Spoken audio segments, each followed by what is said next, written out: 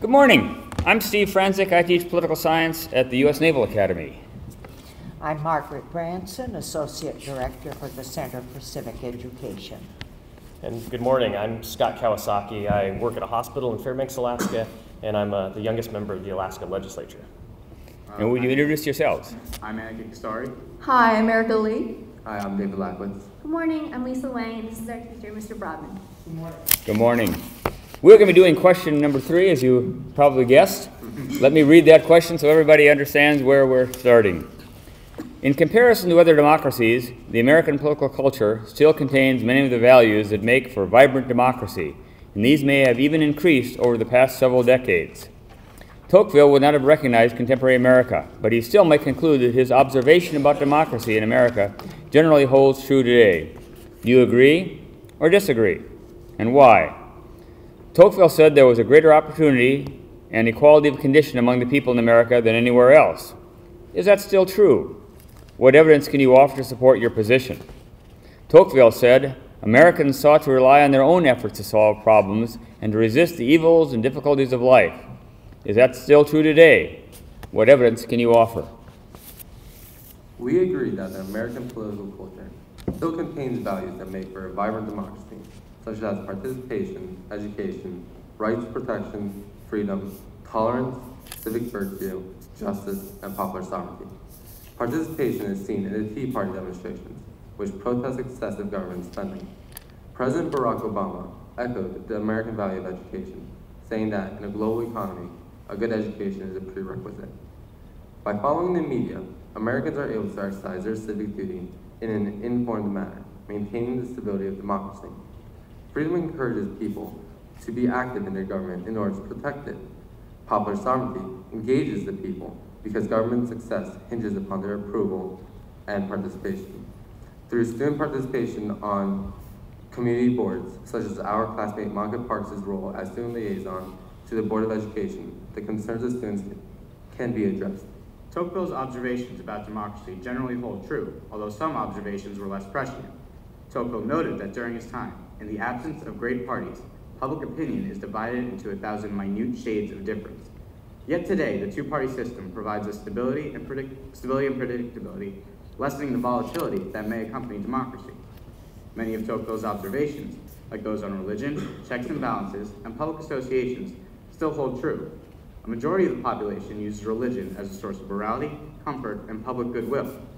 Tocqueville put great faith in the judiciary to curb overzealous popular enthusiasm.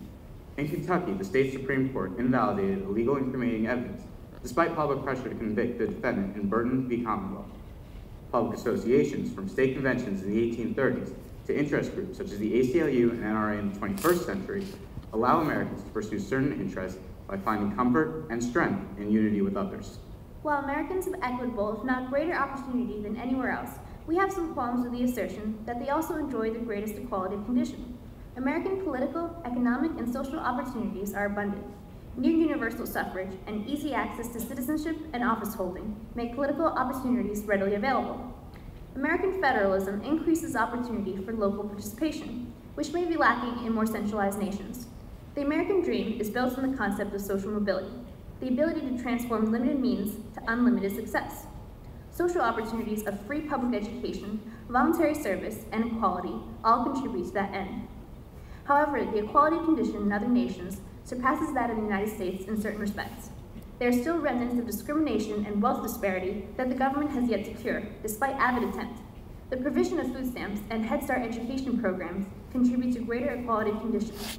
The New Jersey Constitution guarantees a thorough and efficient education for all children, and has attempted in the Abbott v. Berg cases to address school funding.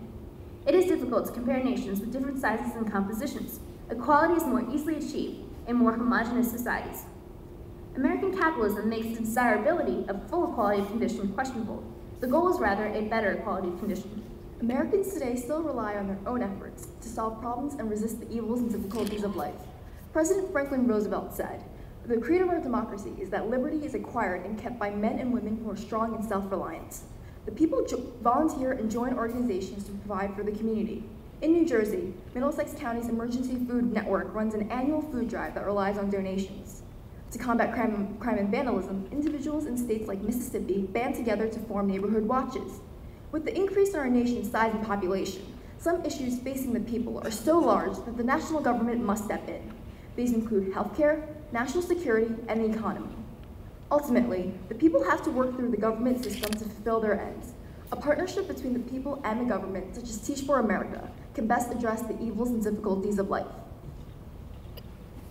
Thank you very much. And we have some follow-up questions for you, as you might have guessed. Margaret, would you? Yes. You spoke about equality of opportunity and its importance. How would you distinguish between equality of opportunity and equality of condition? And what responsibility, if any, does government have for providing both equality of condition and equality of opportunity? I think that equality of opportunity should be a positive government good. It means that everyone should have equal chances to succeed in life, and to achieve that sort of parity, the government has taken affirmative action steps to make sure that minorities and disadvantaged groups of the past have been able to have the same opportunities as those that were more advantaged. Equality of condition means that they have the same standards, every person has the same standards of living in the United States.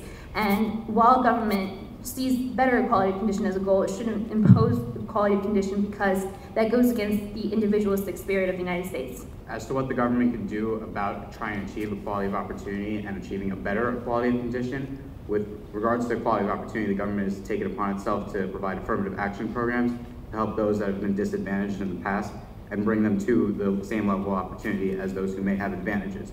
In terms of equality of condition, the government has attempted to create a minimum standard of living by imposing a federal minimum wage law and also identifying aid that they can give to people within a certain level of an identified federal poverty level.